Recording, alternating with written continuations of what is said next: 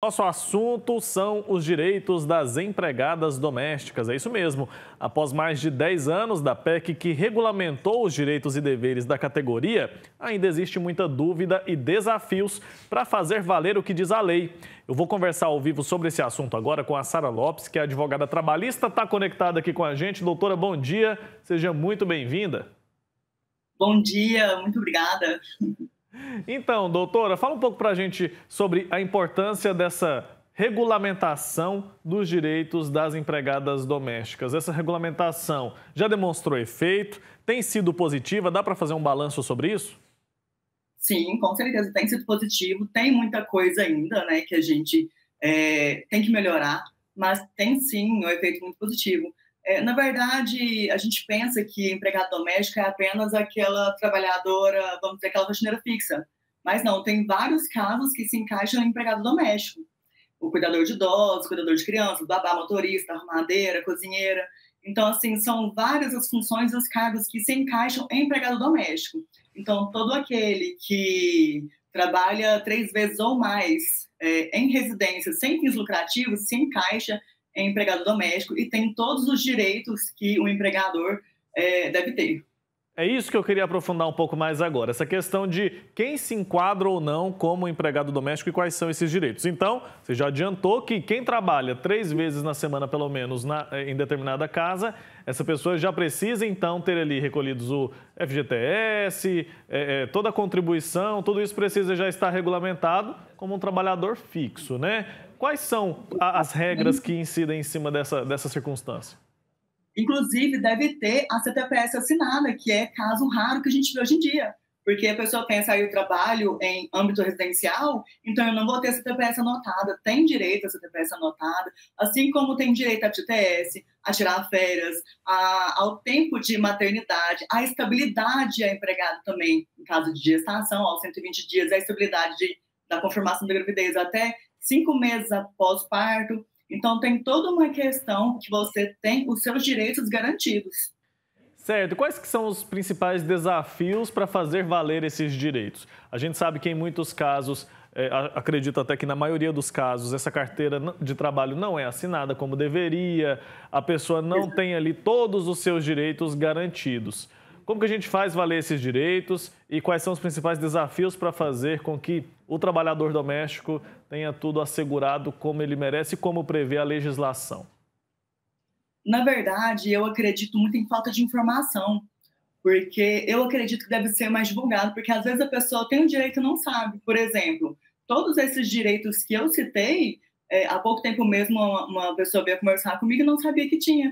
Por exemplo, o direito a férias, porque se trabalhou os 12 meses, ela tem direito a férias. Saiu da empresa, tem as verbas rescisórias. As férias ela pode ser parcelada em até 3 vezes. Às vezes o empregado não quer que tira, quer comprar as férias não podem ser vendidas em período integral. Então, às vezes, por não ter essa carteira assinada, pensa que não tem direito a esses direitos que o empregado doméstico tem.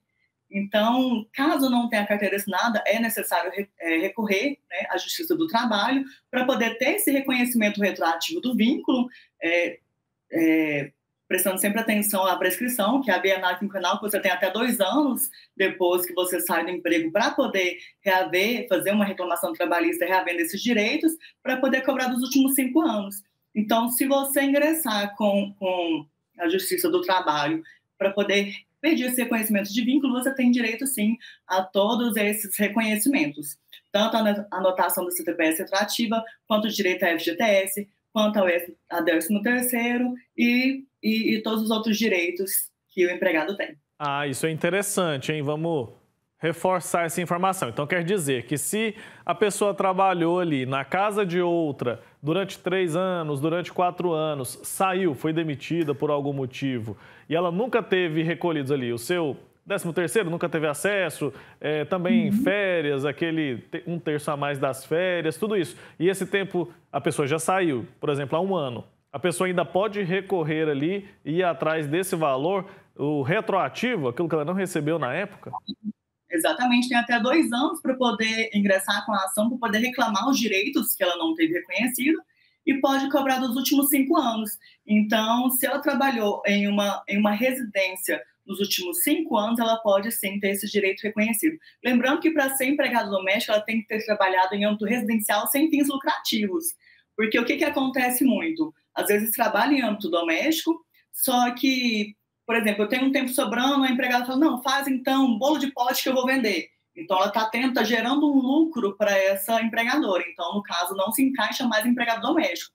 A partir do momento que ela começou a gerar um lucro para a pessoa ou para a família, ela já não se encaixa mais em empregado doméstico. Então, tem que ser finalidade não lucrativa em âmbito residencial em mais de 2 dias, 3 ou mais dias. Perfeito, doutor. Agora, para a gente compreender, existe alguma possibilidade de acordo, de negociação? Às vezes a pessoa, eu gosto muito da minha patroa, a gente já trabalha junto há muitos anos. Tem a possibilidade de negociar esses direitos ou não? Tem sim, com certeza. Inclusive, eu acredito que um acordo é sempre a melhor saída, né? Não tumultua o judiciário, você pode ter uma conversa e somente homologar no judiciário para poder ter aquela segurança jurídica e já finalizar um futuro processo judicial. Então, eu acredito que o acordo é sempre a melhor saída. E é positivo também para quem empregou a outra pessoa, né? Porque às vezes, a senhora mencionou aí a questão da falta de informação, às vezes o patrão não tem consciência de que deveria arcar com alguns tipos de obrigações. Então, acho que a informação é válida para os dois lados e essa segurança jurídica é importante tanto para o trabalhador quanto para o empregador também, né, doutora? Com certeza. Essa segurança jurídica ela é necessária, né, até para evitar um futuro processo judicial que é desgastante para ambas as partes, né? E como que a pandemia da Covid-19 impactou a questão do trabalho dos empregados domésticos? E aí a gente fala sobre todos eles. Teve alguma mudança na legislação, alguma alteração que seja importante, que hoje ainda gere algum tipo de impacto ou não? Na verdade, na pandemia, na parte do Covid-19, teve muitas alterações, porque o que acontece foi que a pessoa não podia sair de casa. Então, para quem era empregado doméstico, ele ficava limitado. E agora, eu vou trabalhar, eu tenho que ficar na minha casa, eu tenho que prestar serviço, como que fica essa questão? Então, teve muita polêmica e muita ação judicial por causa disso, porque não teve, como foi uma coisa que pegou todo mundo de surpresa, não teve um entendimento pacificado à época. Então, a ideia era que não dispensasse, né, o funcionário, mas teve muita dispensa. E aí, como pegou todo mundo de surpresa, acabava que muitos foram mandados embora sem ter as suas verbas rescisórias, sem ter os seus vínculos reconhecidos, o que gerou muito tumulto na Justiça do Trabalho, que está gerando, vamos dizer assim, prejuízos ainda hoje. Mas é como eu sempre digo, se você tem um direito, você vá à Justiça do Trabalho, que ela vai poder informar melhor qual é o seu direito, se você tem ou não, que às vezes consegue até fazer um acordo para não chegar nesse processo judiciário. Certo. E como que a nossa legislação ela aborda a questão da carga horária das diaristas? Porque muitos patrões acabam contratando a pessoa para trabalhar só pela manhã, só pela tarde, e aí, às vezes, até 3 vezes na semana. É 3 vezes na semana, mas a pessoa alega que a pessoa trabalha só meio período. Tem alguma diferença nessa questão ou não? De que forma é entendida a jornada de trabalho, a carga horária, quando a gente fala sobre o empregado doméstico?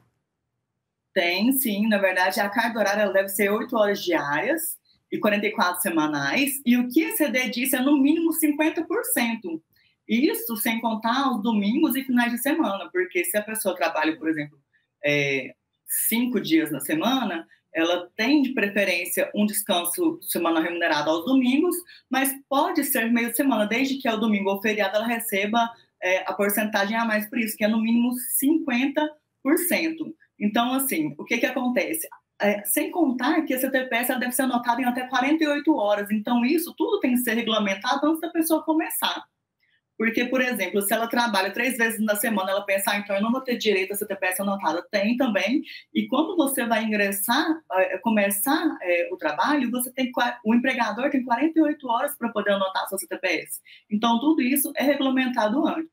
Certo. E isso que a senhora está falando vale também para quem trabalha como babá, por exemplo? Vale, sim. Se enquadra também em empregado doméstico. Todo aquele que não tem, que atua em âmbito residencial e não tem finalidade lucrativa se encaixa. Então, a babá, o caseiro, a cozinheira, a governanta, o jardineiro, todos esses que trabalham em âmbito doméstico por 3 vezes ou mais na semana e não tem finalidade lucrativa, ele se enquadra na Lei 150 de 2015, que é do empregado doméstico. Perfeito. Falando ainda sobre a questão da carga horária, só para a gente finalizar e entender um pouco melhor, e naqueles casos em que o empregado doméstico dorme na casa do patrão, isso aí muda o quê? A senhora falou sobre a questão da hora extra, todo esse período entra como hora extra? Explica para a gente. Aí, no caso, tem um adicional noturno, porque das 10 da noite às 5 da manhã já encaixa no horário noturno. Aí sim tem outro valor, outra porcentagem para poder incidir sobre o salário. Já não é um valor fixo, é um valor já com a remuneração do adicional noturno. É porque tem alguns casos em que isso é ofertado para o trabalhador como se fosse um benefício, né? Porque a pessoa vai morar ali naquela casa. Então, isso não pode acontecer. A pessoa tem que receber ali o adicional noturno e todo proporcional e ter também a folga garantida. Que já é diferente de quando é contratado para trabalhar em viagens. Porque você não vai receber o valor integral que ele está em viagem, apenas o período trabalhado. Então, se viajou, vamos supor que é uma babá, e viajou com a família para poder prestar esse serviço. Ele não vai receber por todo esse período de viagem, vai receber apenas pelo período em que ele está regularmente trabalhando. Perfeito, doutora, muito obrigado, viu, pela sua participação, foi ótimo. Acho que os esclarecimentos vão ajudar muito as pessoas que estão em casa nos acompanhando. Até uma próxima, viu? Um abraço. Até uma próxima, obrigada. Tchau, tchau.